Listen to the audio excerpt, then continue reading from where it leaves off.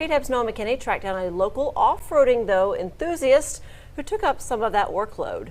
After months of hot, dry days, a flash flood warning was not what Big Country residents expected. I was at my friend's house fixing to head back to Winters whenever I figured out that a storm was coming, and before I got off the highway, it already hit. Caleb Pringle found himself stranded, and after calling for help, Just sitting there waiting, just hoping for the best. But he wouldn't have to hope for long. Unless there's something major, I don't really start hitting people up. But, for something like this, I'll go out myself and, putter around and find people that need help. Stephen Hunt is a former Dias airman and current ACU student. When weather like this hits, he takes to his custom Land Rover and hits the streets. And it's not a super extreme build, but it gets the job done for sure. Pringle was his fourth rescue of the day. He asked if I needed some help getting towed to the store, and I said, yeah, sure, that'd be great. Get out of the water at least. A service he does entirely for free. If they're super persistent, I'll definitely take a donation, but I don't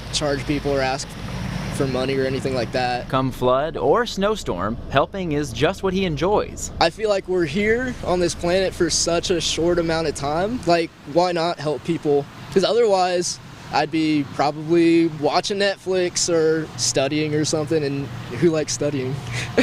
A show of goodwill that Pringle says reminds him why he lives here. It's a great place. It's a good place to live. Weather's decent most of the time. And while Hunt says he's happy to help in any way he can, the less cars he has to rescue, the better. If you don't know what you're doing, if you don't have the equipment, if you're not confident, don't go out. And that's the simplest advice that I can give. For BigCountryHomepage.com, I'm Noah McKinney. Thank you, Noah. As you mentioned, this is not the first time that we've crossed paths with Mr. Hunt. This footage of him out helping with a winter snowstorm, that was in 2020, though it seems like he has his hands full year-round. Our Victor Sotelo even found out what he likes to do in his free time just even earlier today. So you were able to ride a kayak from Glendale all the way to the frontage road? Oh yeah, I didn't even have to paddle. The water's moving pretty swift right now.